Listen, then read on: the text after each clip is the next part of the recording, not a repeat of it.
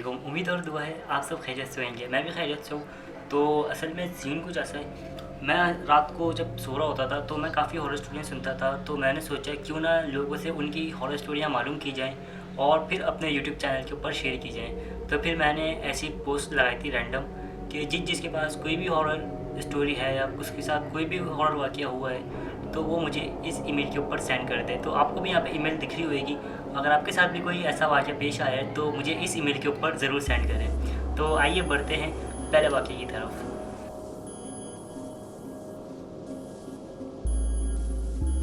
तो पहला वाक़या जो है वो हमें एहसान ने शेयर किया है। तो एहसान बोलते हैं कि मैं रिसेंटली दुबई से पाकिस्तान शिफ्ट हुआ था। तो मेरे एक दोस्त हैं और उन्होंने मुझे अपने घर पे इनवाइट किया। तो मैं अपनी पूरी फैमिली के साथ, मतलब मेरी वाइफ और मेरा एक छोटा बच्चा हूँ, उनको लेके मैं अपने दोस्त के घर के ऊपर गया। तो मेरे दोस्त का घर जो था वो काफ़ी दूर था, नॉर्थ के इलाके में था। जो कराची में रहते हैं उनको पता होगा सरजानी टाउन कहाँ पे है। तो सरजानी टाउन तो वैसे भी थोड़ा खौफनाक इलाका है।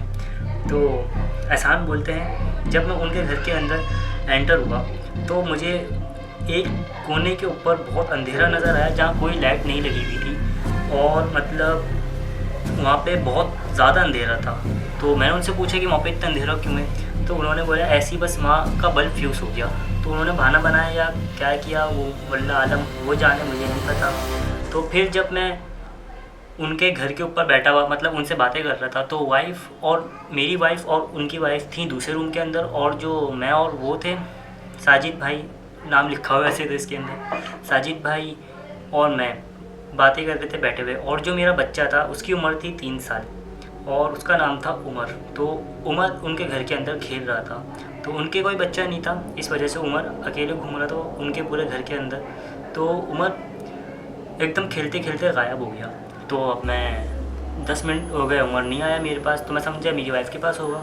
तो मेरी वाइफ़ जब रूम से बाहर आई तो मैंने अपनी वाइफ़ से पूछा कि उमर आपके साथ है। तो उन्होंने बोला नहीं, उमर मेरे साथ नहीं है। तो मैं थोड़ा घबराया कि कहाँ चले गया। तो फिर जब मैंने उनके घर के अंदर ही ढूंढा तो असली स्टोरी यहाँ से शुरू होती है।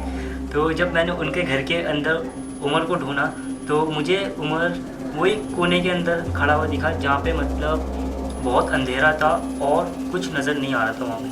तो मैंने उमर को जैसे ही वहाँ पे देखा तो मैं फ़ौरन उमर की तरफ भागा और मैंने गौर से देखा तो वहाँ पे कोई 8 फीट की लंबी चीज़ खड़ी हुई थी जिसके हाथ काफ़ी लंबे थे और पैर इंसान नुमा थे और उसके बाल भी काफ़ी बड़े थे और कद कोई 8 फीट के करीब होगा जो उनकी छत से लग रहा था तकरीबन जाके।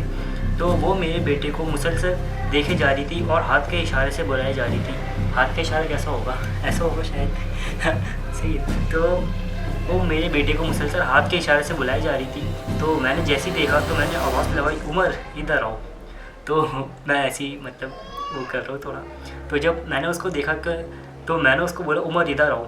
तो उमर जल्दी से मेरे पास भाग के आया और फिर मैं अपने बेटे को वहाँ से लेके भागा। तो मतलब मेरे पाँव थोड़े जाम हो गए, मुझसे भागा नहीं जा रहा।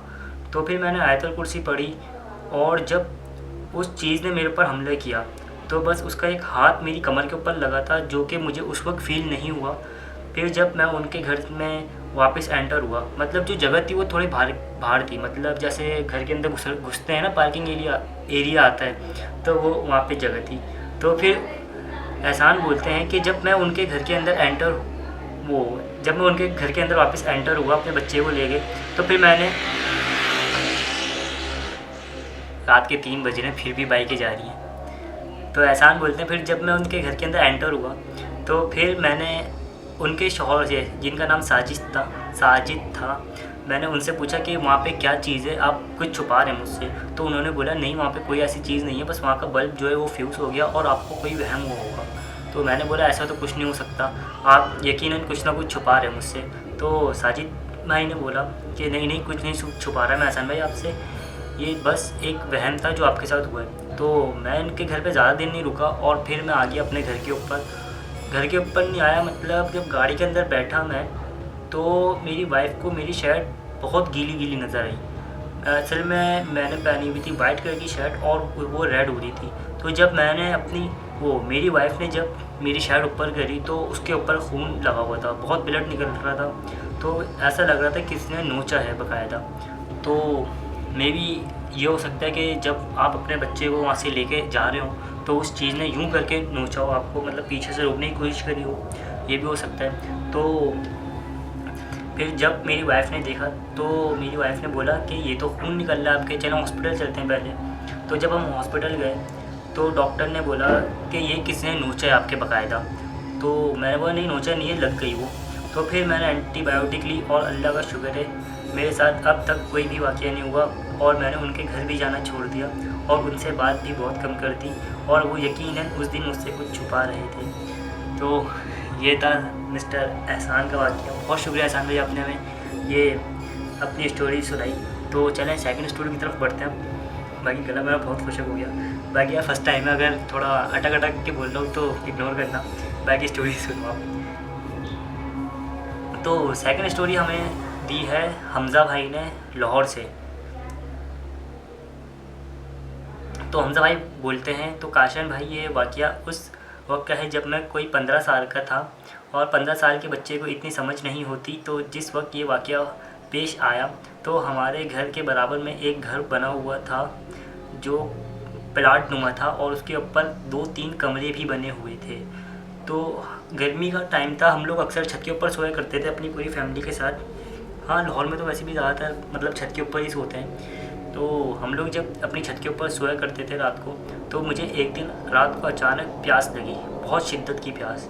तो अब मैं उठा और मतलब पानी पीने गया। तो पानी पीने के लिए हमें टंकी की तरफ जाना पड़ता था, जो कि 1-2 सीढ़ियाँ ऊपर थी, और अगर आप वहाँ खड़े होंगे ना तो आपको मतलब हमारा पूरा इलाका नज़र आएगा, क्योंकि हमारे घर इलाके में सबसे ऊंचा बना हुआ था।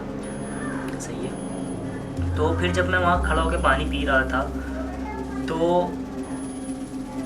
वहाँ पे एक बहुत पुरस्कार घर है, वो घर नहीं है सॉरी, दरख्त बना हुआ है, बहुत पुरस्कार दरख्त है जो कि बहुत काफ़ी पुराना है। तो जैसे मेरी उस दरख्त के ऊपर नज़र गई तो वो दरख्त भी प्लाट के ऊपर बना हुआ है, मतलब प्लाट के ऊपर ही है दरख्त। तो मेरी जैसे उस दरख्त के ऊपर नज़र गई तो वहाँ पे कोई काशान भाई कोई मतलब तकरीबन 15 फीट का कोई इंसान नुमा जानवर खड़ा हुआ था, जैसे कोई चमगादड़ हो। तो मैंने उसको देखा और उसके हाथ इतने लंबे कि एक हाथ उसका लेफ़्ट में जा रहा और एक हाथ राइट में जा रहा है, जैसे कोई मुझे पकड़ने की कोशिश कर रहा हो, जैसे यूँ करके उसको कोई पकड़ रहा हो हमज़ा भाई को हमारे। तो सीन यही है। बाकी लाइट डाउन हो गई मेरी। तो जैसे मैंने उसको देखा तो उसके पैर इंसानी नुमा थे, इंसान नुमा पैर थे, और चमगादड़ की तरह वो कुछ था। तो मैं काफ़ी डर गया, मैं पानी भी नहीं पिया और मैं डायरेक्ट आया अपने पलंग के ऊपर लेटा और सो गया, मतलब सोया नहीं, चादर ओढ़ी और बैठ गया। और फिर मैं काफ़ी डर रहा था कि पता नहीं क्या चीज़ है, क्या होगी। तो फिर मैंने हल्का सा अपना कंबल हटाया और देखा तो वो चीज़ वहाँ पे नहीं थी। तो फिर मैं अगले दिन मैंने किसी को इसका जिक्र नहीं किया, मैं आयतुल कुर्सी पढ़ के सो गया।